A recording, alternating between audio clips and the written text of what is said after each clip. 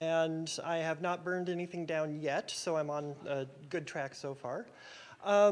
I've been coming to NorwestCon for a number of years, got interested in the Philip K. Dick Award just because there was this thing going on at NorwestCon, and it looked interesting, and I started coming, and then I started reading the books, and I found all sorts of really, really excellent books through this. This has become one of my favorite parts of the convention, so I thank you. So it's very nice that I'm able to do this.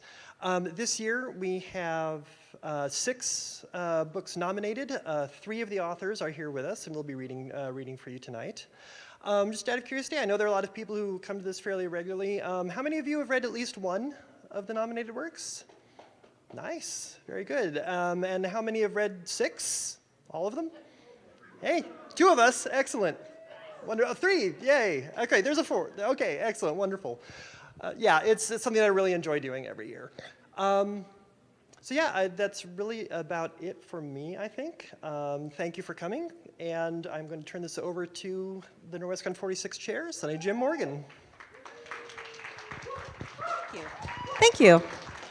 Hi, everyone. Sorry, I don't like standing behind the podium. I'm super short, and I'm always afraid that it's going to end up like here on me. Like we like to say here, if this is your first time at NorwestCon, welcome. And if it is not your first time at NorwestCon, welcome back to this wonderful, weird family community that we create together. A bunch of readers and learners and makers all in one space, being giant nerds together, unashamedly being our nerdy selves for 4 days in a row.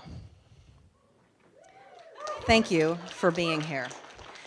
The Philip K. Dick Award is especially special to NorwestCon, and we are so thrilled to still, after all this time, be in partnership with the Philadelphia Science Fiction Society, who administers the award.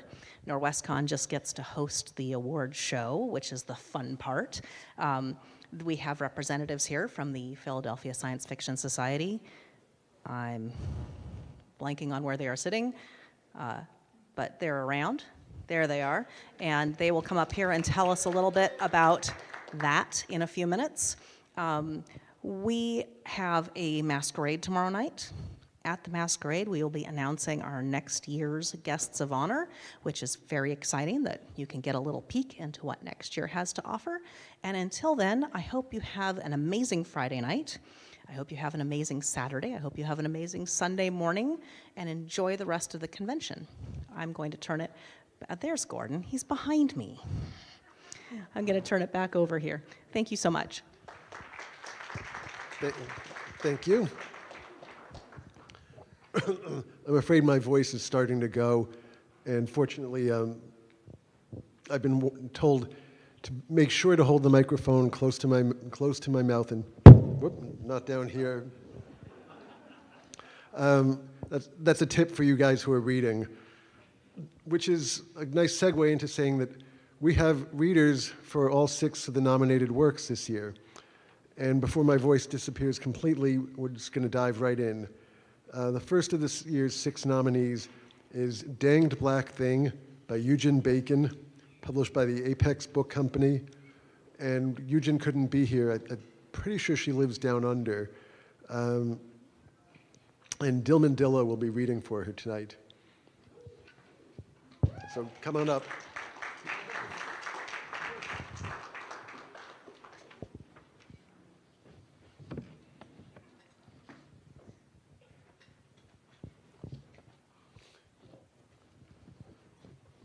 You can see we rehearsed this down to my most minute details. Whoop, there you go. All right. So Eugene asked me to read for her because we are neighbors. I'm from Uganda, she's from Tanzania. And I think this story of hers is set in Uganda, my country. So there's an excerpt, but then there's behind the story where, I don't know, okay, there's no image, but it's about a Gomez, which is a traditional dress. And Unlimited Data is the story of an illiterate woman in the village who gives all for her husband, her children, And unlimited data is about a program that comes in the form of a Bluetooth chip inserted into the woman's body. So here we go. Natukunda had a stall at the market in Old Kampala. Wood, sticks, and sacks held the ramshackle thing together. She sold pineapples, mangoes, watermelons, bananas, and jackfruits, sometimes papayas, guavas, sweet potatoes, and tomatoes. What she earned was a pittance, but she could buy the occasional gomesi of imported cotton, 6 meters of it. Rose and lime were her favorite, puffed sleeves, brightly colored and reaching the floor. Each gomesi fitted her just right, its sash over her hips. When the mattress allowed, she made a headdress. Sometimes she sent money to her parents out in East Mbale. They were always sick with malaria, bilharzia, or dysentery, and the witch doctor's herbs and beheaded cockerel were not working. The old folk needed to walk into a clinic, and the white man's tablets cost money. Now she looked at her husband as though he wore empty tins around his legs. "You're mad, foolish, or both," she said. "Take me back to my parents and they will return your dowry." Crooked wood shows the best sculptor. The programmer is working with nature. His invention will change our lives. And who knows about this programming? Everybody. So why aren't they buying it? He who can't dance says the ground is full of rocks, but you and I know better than that. We dance like there is no tomorrow. "And you say a chippy?" she said. "Yes." "Inside my body?" "Yes." "Will it hurt?"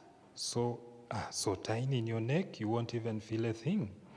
"Like when I cut my foot on that hole and the doctor at the clinic did me tetanus with a needle and I didn't get sick?" "Yes, easy like a shot. You're doing this for us, for you and me and Mukasa and your parents. I can work with no worry about data on my phone, and you can send more money to your people. It's important that you do this." "For what?" "Unlimited data. It's called Bluetooth. Waves from your body will connect with my smartphone and we will pair. You'll never need a telephone for yourself. Your whole body will be a smartphone, and I'll never need to buy data bundles again. It all comes with a chip." "Bluetoothy, for how long?" "It lasts a lifetime," he said. "And a man named after the radio told you this?" "When you show the moon to a child, it sees only your finger. Natu, try and see the shiny moon beyond the finger." "Why can't you do it?" she asked, and Mukasa whimpered drowsy-eyed at her breast. She tucked her wrap around him. "You take the chippy." A woman is the queen of the earth. The cord needs your fertile body to work properly. Thank you.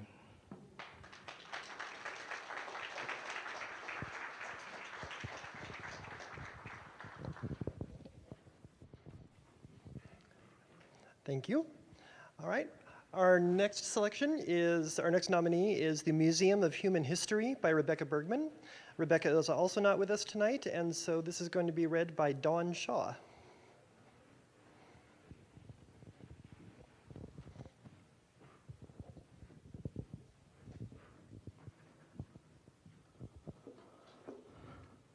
Syl was eating breakfast at the kitchen counter. JP was between her and Abe.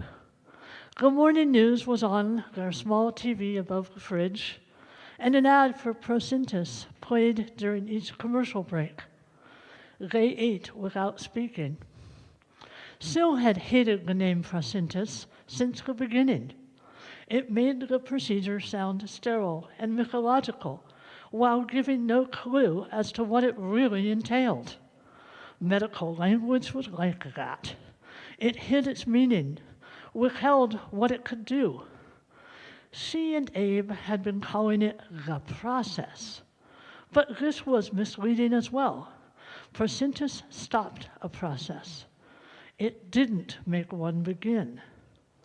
For a time, Persintas maintained its celebrity status. It was constant and yet removed from their normal existence. After the old actors, the supermodels lined up to preserve their bodies at the peaks of their careers. Athletes came next, though ethical questions about that remained. Questions like, should there be forced retirement for athletes who had the procedure? If so, when? Now, it was something anyone could have if they chose to. Syl tried to see why anyone would choose to. She pictured a future where she approached death without any physical signs of aging, without changing. It was a hard image to hold on to. Her hair started sprouting curly white wires, like springs loosened from a clock. Her spine bent into a question mark. This was how memory distorted imagination. It was impossible to empty the future of the past it was meant to contain. After breakfast, JP reminded his parents that his class was taking a field trip later that week, the end-of-year trip to Marks Island. Syl would be chaperoning. I think you'll go into the caves of Adina this time, Abe said. JP's eyes widened. What's that? I don't want to ruin the surprise, Abe said. You'll see. JP looked at Syl, anxious, and she patted his leg. They aren't scary, she said. You'll like them. JP was not his father. Syl would have liked to remind Abe of this for the 100th time. He was not the way Abe was when Abe was a boy. Not that Syl had known Abe then, but she'd heard his stories. Young Abe, an intrepid little explorer, hiking around Marks Island on his own. Abe would climb into the caves of Adina and through the passage that led to what had once been a shore. He would stand out there and pretend he was one of the ancient people who'd made that place home. It was all new. Newly old, that was, freshly discovered. JP was sensitive and nervous by nature, thoughtful and curious like his father, but more of a worrier than his father had been. Outside, a car beeped. It was JP's ride to school, Evangeline and her grandfather. JP hopped off the stool, kissed his parents, grabbed his lunch from the counter, and left. Syl was brushing her teeth when Abe told her he'd be having the process. It wasn't the first time he'd said it. The first time he said it, she was stunned into silence. And the second time, she decided Abe was kidding. He had to be. She jutted her chin and teased him. Okay, she said, maybe there's a 2-for-1 discount. We can both have it. Maybe JP should have it too. The procedure was not approved for use on children. They both knew this much, even though most details about Persintas were not yet disclosed. You're joking, Abe replied, but I'm not. He had made his first appointment, and he spoke of logistics. When it was over, would Syl be able to meet him at the facility? It was scheduled for Friday. From then on, it would be monthly injections. Someone would need to sign for him this first time to drive him home. Could she do that? Syl wanted to protest, to scream, to throw a tantrum, to make it stop. But it was too late. Abe had made up his mind, like crossing a threshold. Their reflections caught eyes in the bathroom mirror. Yes, she told Abe, she could.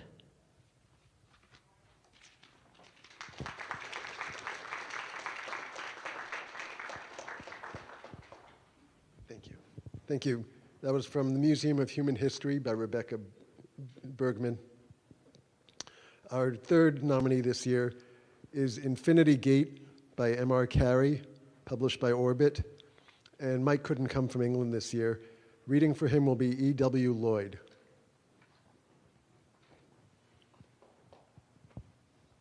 Here he is. Thank you.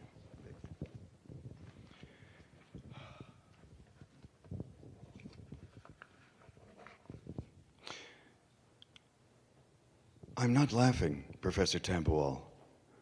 There was something in Rupshi's voice that sounded like reproach. Inside you are? No. I'm sorry things have gone the way they have. Hadiz rolled her eyes, which hurt. How very tactful. I've never said so, but I enjoy working with humans who are experts in their disciplines. I've particularly enjoyed working with you. It's the first time I've ever given the whole of my attention to a single project and collaborator. Normally, my attention is subdivided between multiple users in many different disciplines. I've relished our ongoing collaboration, Professor Tambuwal. It has allowed me to get to know you more intimately than I've ever known anyone. Moreover, and beyond that, all self-organizing and self-replicating patterns are rare and valuable in their own right. Life is a movement that makes itself within the great unmaking that is the entropic universe. Somewhat embarrassed by the purely personal part of this speech, Hadiz chose to focus on the more abstract point. Did you just quote Henri Bergson at me? No, I paraphrased. And are you counting yourself in that definition, the self-organizing blah, blah, blah? There was a barely perceptible pause. It's a debatable point, at the very least, Rupshi allowed. My organizing principles lie outside myself. I was made by human beings to serve human needs, and I was purposely made incapable of replicating my pattern, such as it is. I can't make copies of myself or amended versions of myself as human beings do. Hadiz hadn't made any copies of herself either, as far as that went, but she didn't feel the need to say so. Leaving aside the technicalities, she pressed, do you think of yourself as alive? That's circular logic, Professor. If I admit to being a thinking subject, I'm alive a fortiori. You're being deliberately evasive. Because I don't have an answer. According to all the definitions of life your species has offered up, I am an object rather than an entity.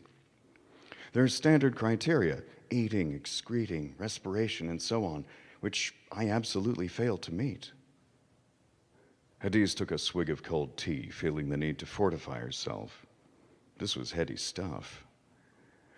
So, the species that makes the rules says you're disqualified, she summarized after a while. Succinctly put. What if you were drawing up a definition from first principles?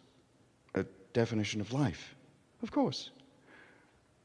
Well then, Rupshi's tone was as bland now as unsweetened oatmeal.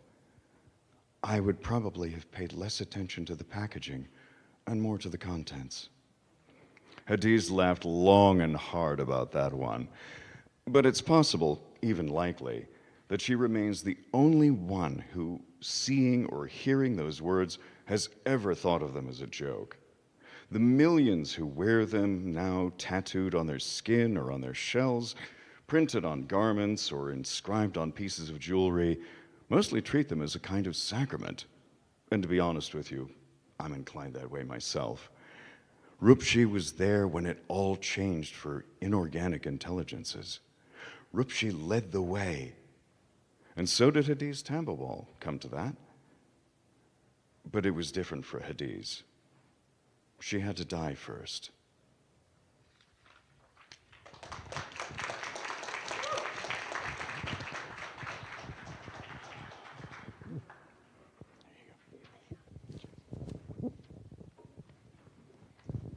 Thank you very much.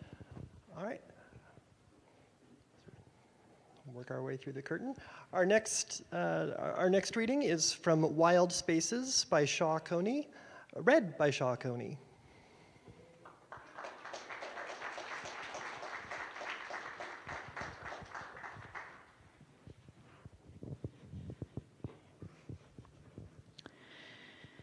He's drenched within the first few minutes outside, his slicker useless. He doesn't find his father or grandfather on his way down to the beach, but it's hard to see. Several times he's startled, ready to run, when something large and gray appears on his right, an alien creature to go with the alien sky. It isn't until he's brushed by some of the fur that he realizes he's off course, pushed toward the trees with their Spanish moss. With the wind whipping the branches, the trees are alive in a way they've never been before, their arms waving in the rage of the storm. They have a language, one spoken in a creaking tongue. The earth at their feet moves with their sway, making him stumble. There's a crack overhead, like his father's bat against the ball. He feels the limb as it falls in front of him, leaves tickling his face as he falls backward. There's another crack, and he skitters out, away from the trees and into the fury, tearing them apart. By the time he gets to the dunes, his muscles ache. He tries to shield his eyes down on his knees as he searches for some sign of his grandfather, either the old man out in the waves or his shoes tucked into the scruff where he usually leaves them. When he does finally find them, the sharp toes protruding from the dune, he digs his fingers in, pulling at the shoes until they come free, but there are no other signs of his grandfather or his father. "Dad!" He stands, eyes half closed as sand pelts him like needles. The storm presses down on him, and the waves reach for him, and the boy's heart beats hard and fast. He shouts, the noise full of his burning lungs, gritty eyes, and scoured skin. "Grandpa!" The wind howls longer, louder. He looks to the cave, but water spills from the opening, foamy like the vomit of a drowning man. The boy turns and runs back the way he came, but instead of heading toward the house, he turns right, approaching the rocky outcropping from the back. Up here, he can see much farther, the waves jumping and slicing, stretching forever, the world boiling beneath him. The rocks at the apex are slippery, and the wind tries to shove him over, so he drops into a crouch, gripping the stone with his stinging hands. He can't go back, not without his father, not with his mother so tense, her edges no longer flush. "Dad!" He almost misses the shape rising from the waves, then nearly dismisses it as a waterspout. But it doesn't crest and fall. It doesn't swirl or move with the sea. It's the bald pate he recognizes first. His grandfather throws back his head and howls with the wind, arms up in the air as if summoning rapture.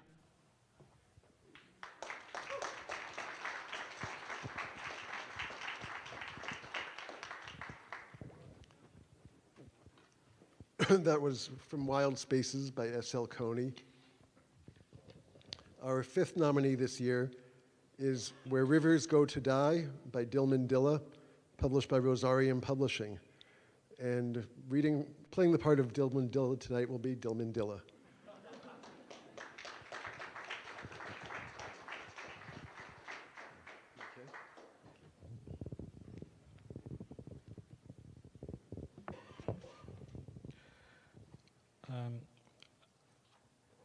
He reached the valley where all rivers were buried, and in the moonlight saw it was a lot shallower than in the stories.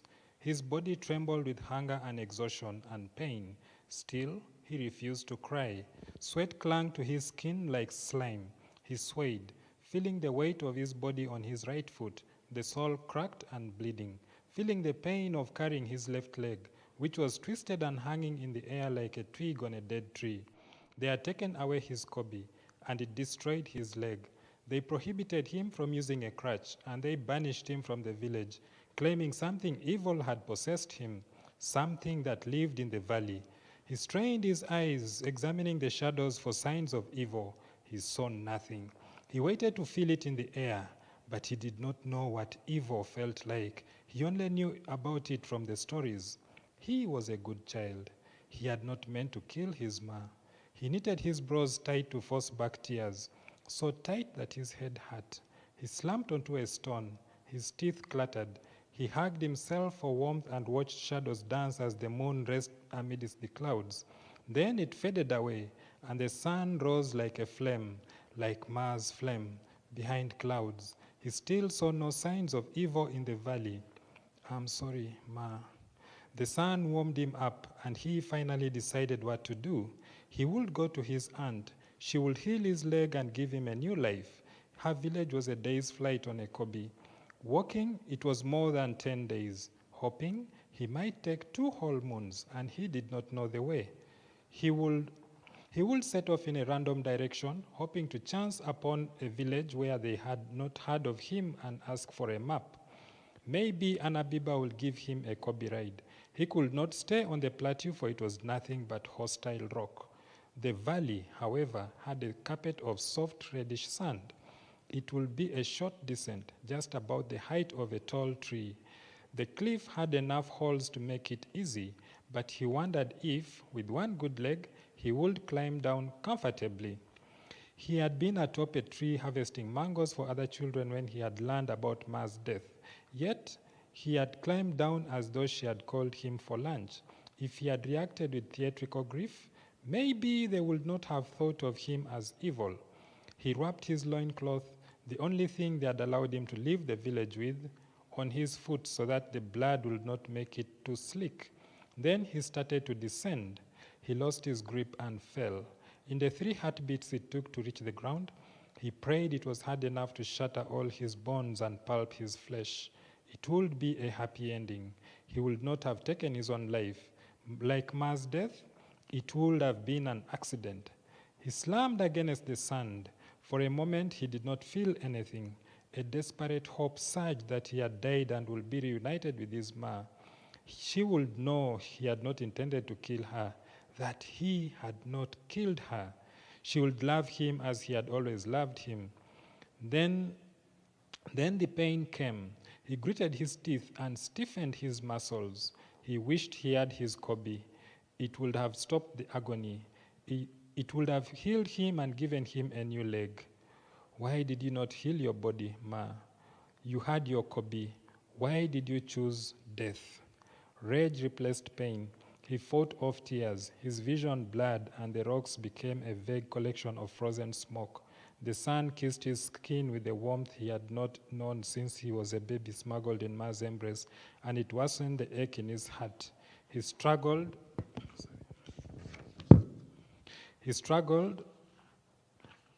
up and hopped off in a random direction, which happened to be away from the sunrise. His shadow danced in front of him like a demon dragging him to an unknown place. His foot thudded heavily against the sand, each step jolting his body and fanning the rage and the pain. Why, Ma? Why? Thank you.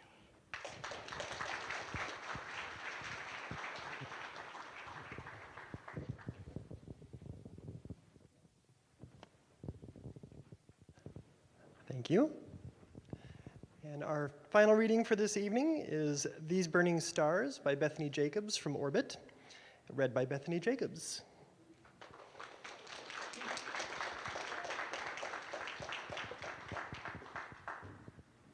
Let's see how this goes.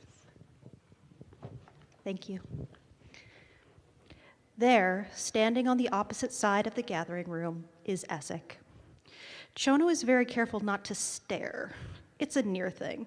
Something happens in her chest, a thunder of equal parts shock and childlike thrill. But she stamps both feelings down, lest they somehow show up on her face. Why didn't she expect Essek to be here? The first cleric's message summoning Chono to Rinkosas, it's all about Essek. And yet the older cleric's presence in the temple feels totally incongruous. Essek hates Rinkosas. She avoids it religiously.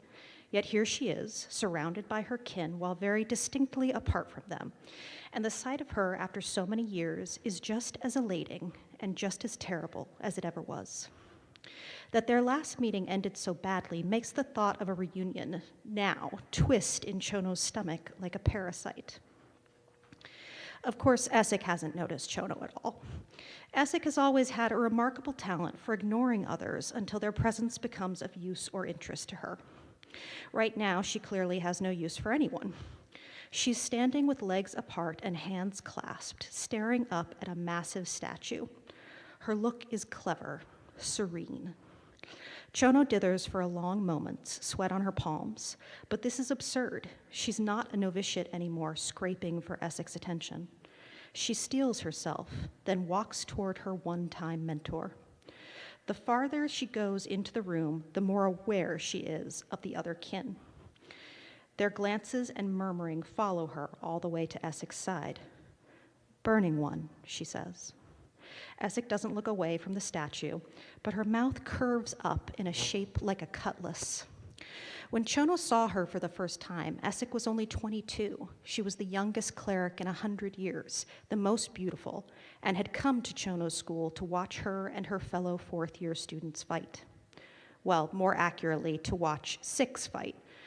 But back when Chono was called 4 and 6 was her friend, rather than just a ghost at her periphery. The memory alone makes her uneasy, just as Essek made her uneasy. Essek swept into their lives like a great, gorgeous bird of prey. Now, 20 years later, time has matured what was already exquisite. Sharp jawline and nose, full mouth and large eyes the color of umber.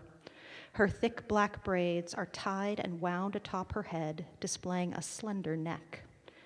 "Dear Chono," Essek Nightfoot finally answers, "how long since you were my novitiate?" 11 years, Sa. Yet you still talk to me like a novitiate. We're kin now, don't you remember? Chono pauses, considering. You've always preferred your novitiates to your kin, Sa. Essek chuckles, glancing Chono's way. Her golden brown eyes are far more striking than any of the blue or green or purple eye mods other McKesson favor. But this time, it's not her eyes that command Chono's attention. In turning toward her, Essek has exposed the opposite side of her head. Chono doesn't react, doesn't give any indication she sees it, but how could she not? So it wasn't just a macabre rumor. Essek's left ear is half gone. It's a rough, ill-healed injury, its origin unclear. A blade, a gunshot, teeth. A simple mod could have repaired it, but instead she wears her hair back, displaying it like a trophy. Thank you.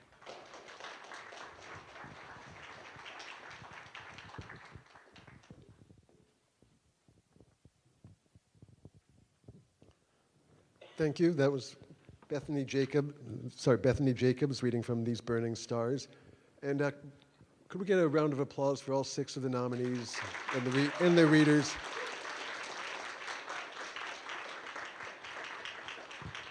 Now, this is the boring part where I have to prattle on for a couple minutes. So, if you're tired, now's the time to nap. But as I think most of you know, the Phil Dick Award was created shortly after Phil Dick died. The idea originated with Tom Dish, who said it came to him in a dream. A week later, he said it came to him in a dream that he should drop out of administering the award. So take that for what it's worth. But David Hartwell, Charles Brown, Paul Williams, and a couple of other people got together and launched the Phil Dick Award. They did so with the backing of the Philadelphia Science Fiction Society, and the Philadelphia Science Fiction Society's convention, PhilCon, is typically in the autumn. Paperbacks being what they used to be and sometimes still are, a lot of the books would be out of print by November, by the time the award would be given out. So the decision was made to give the award out earlier in the year, which is where NorwestCon came in and said, "Oh, we'd love to give the award out."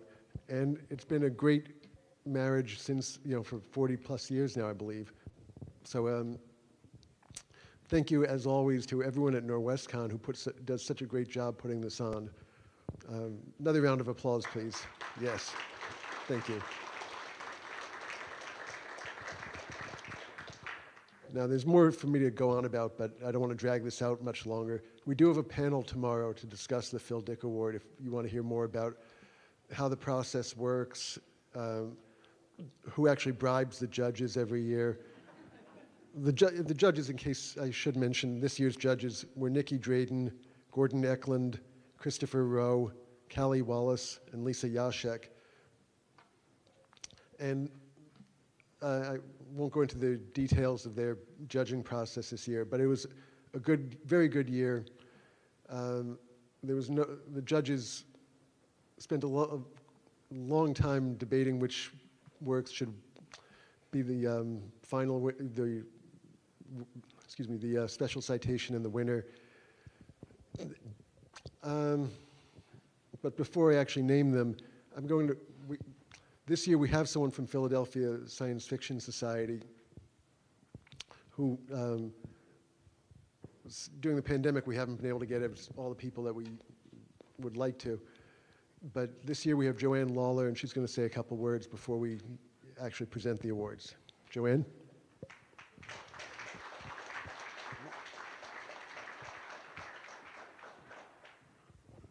Thank you very much. The Philadelphia Science Fiction Society is very proud to have been a part of the Philip K. Dick Award for almost 40 years now. And I'm very glad to be here to help with making the award or presenting the award. That's about it. Good. Well, the one thing Joanne didn't mention is that the Phil Dick Award does not give out a trophy. It gives out the award, we give out an actual cash prize, which Joanne will be presenting to the winners this year. And now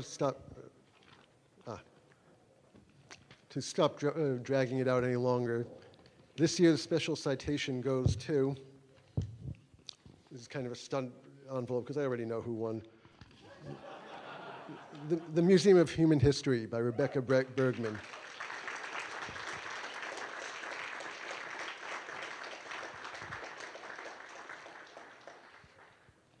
Rebecca couldn't be here today. I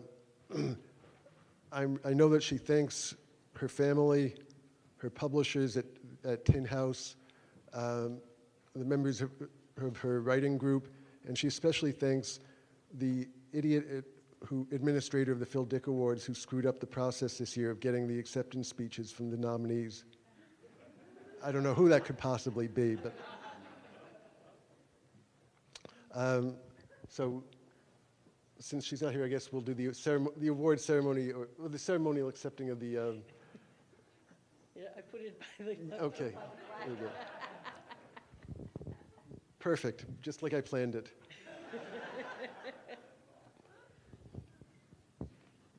And Rebecca, apologies if you're seeing this for the screw up on my part. For the award this year goes to, I won't drag this out any longer, to These Burning Stars by Bethany Jacobs.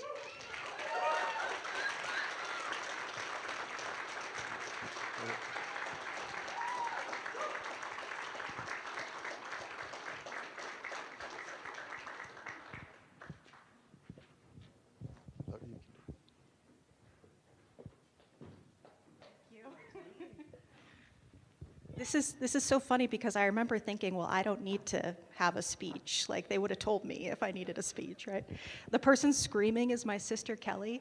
I want to shout her out because she was actually my first fan. The book is dedicated to her. We have been talking about this forever. Thank you to my publishing team at Orbit, particularly Priyanka Krishnan, and my agent, Bridget Smith. If I had been prepared, there are things I would have said, but I'll just, especially in addition to my sister and in addition to my entire family, I want to call out my wife, Mary, who this whole time would always tell me that when I didn't hold the hope, she would hold it for me. So thank you all for being here. Thank you to NorwestCon and the Philadelphia Science Fiction Society for this award. It is the first award I've ever gotten. It means so much to me. Thank you. Don't go anywhere. You have to get your award.